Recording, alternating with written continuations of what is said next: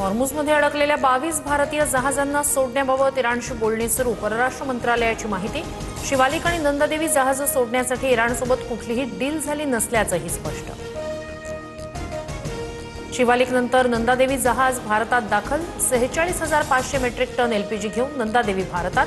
वाडीनारमध्ये STS ऑपरेशनला सुरुवात। इराणचे प्रमुख लष्करी कमांडर घोलामरेझा सोलेमानी ठार, पंतप्रधान नेतन्याहू यांच्या आदेशानंतर सोलेमानींवर हल्ला।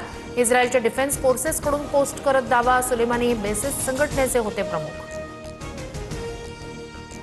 डोनाल्ड ट्रम्प यांचा मित्र राष्ट्रांवर संताप, अमेरिकेला कुणाचीही गरज नाही। हॉर्मुझ सामुद्रधुनीचं संरक्षण करण्यासाठी युद्धनौका तैनात करण्यास मित्र राष्ट्रांच्या नकारानंतर संताप व्यक्त।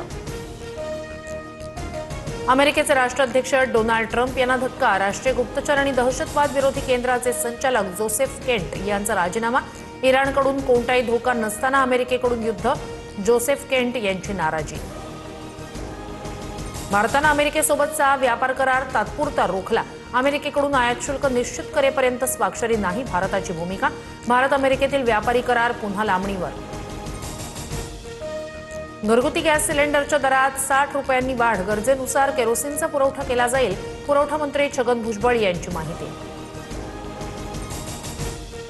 राज्यात घरगुती गॅसचा पुरेसा साठा उपलब्ध, इंधन आणि गॅसचं वितरण सुरळीत सुरू, भुजबळ यांचा दावा।